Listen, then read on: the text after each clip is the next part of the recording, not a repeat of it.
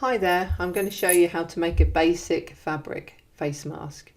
The measurements are 20 centimetres one way and 38 centimetres the other way, and I'm just going to show you how to do it. So once you've cut your fabric out, my fabric is a soft cotton, which is quite nice next to the skin.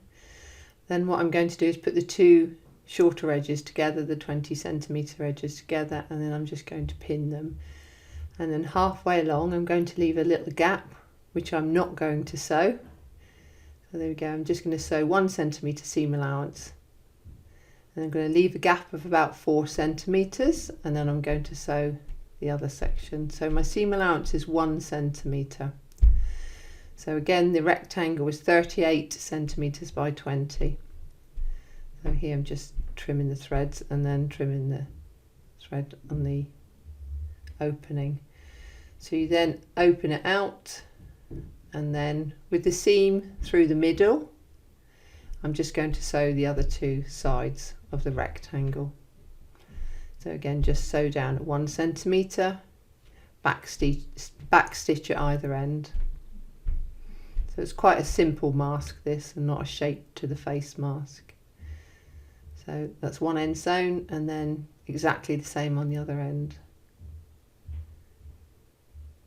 And then backstitch to make sure it doesn't come apart. Okay, so this is my rectangle, and there's a little hole which I'm going to use to turn through. So just go and grab a corner and start pulling the fabric through the little hole. Okay, once you've done this, my fabric's nice and soft as well, so choose something like a nice soft shirting, or you can use an old pillowcase or something, just a soft fabric.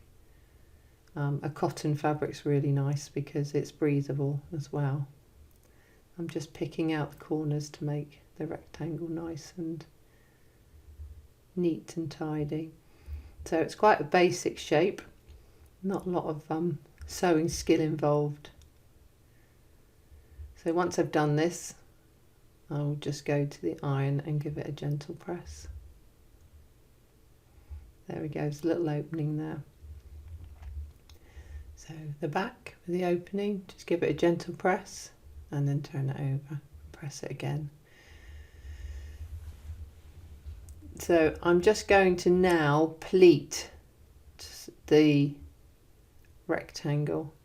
So I'm just going to form 3 little pleats. So I just generally just pleat it either end and pin it to my ironing board.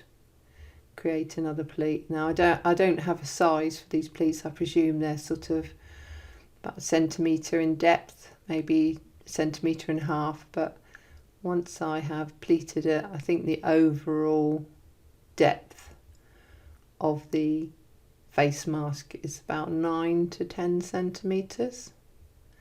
So once you're happy with it and it looks quite even, give it a little spray of water, I press it as the steam's not working on my iron. So just give it a gentle press. And then if you've got a tape measure, just check. I've done this by eye because I've made so many. It's around about 9 centimetres deep. Okay, and that's perfect. So now I'm going to just secure the pleats in place before taking it over to the sewing machine. I've made quite a few of these, and I leave the little hole in the back just in case someone wants to slip a little bit of plastic layer inside. So I'm checking that it's the same depth before I go and sew. So that's the inside and that's the outside. So I'm just going to secure the pleats by running a machine stitch down both ends. So working from the top, just a little back stitch, and as you sew, I remove the pins so I don't sew over them, and just very quickly go down either side and a little back stitch to secure the pleats into place. So this is based, the size of it and the pleating is based on an NHS mask that I was given. So I thought I'd make some fabric ones, and I've made several for neighbours and people that work in the NHS too. So remove all the pins, and this stitching is just a top stitch to hold the pleats in place.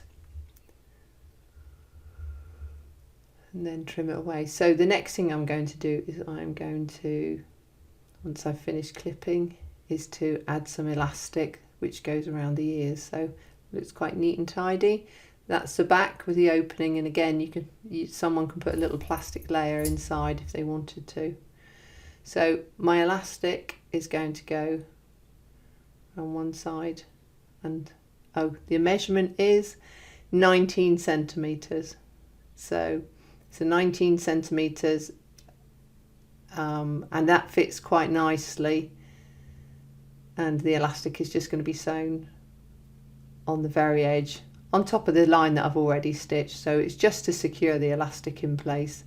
So a few little stitches back and forth, nice tiny stitches to make sure you catch the elastic, curve it around to the other end, and I sort of start about 1 centimetre in from each end with the elastic, so it's not on the very end of the face mask, it's about 1 centimetre in either way. So again, 19 centimetres length of elastic. If you were making a man's one, probably add 20 centimetres or 21, but if you make the female one first, you can try it on yourself and see if it's comfortable. Obviously we all have different size faces and ears in different positions. So again, I'm just securing the elastic, so tiny stitches just to catch the elastic back and forth, and then just run off the end. So it's a very, very simple mask to make, and it works really well. You can do different shaped ones, and I have tried a shaped one, but I found it didn't fit so well, so I need to model on that. There's a little opening, stitch down there, and that's your elastic. And that's it.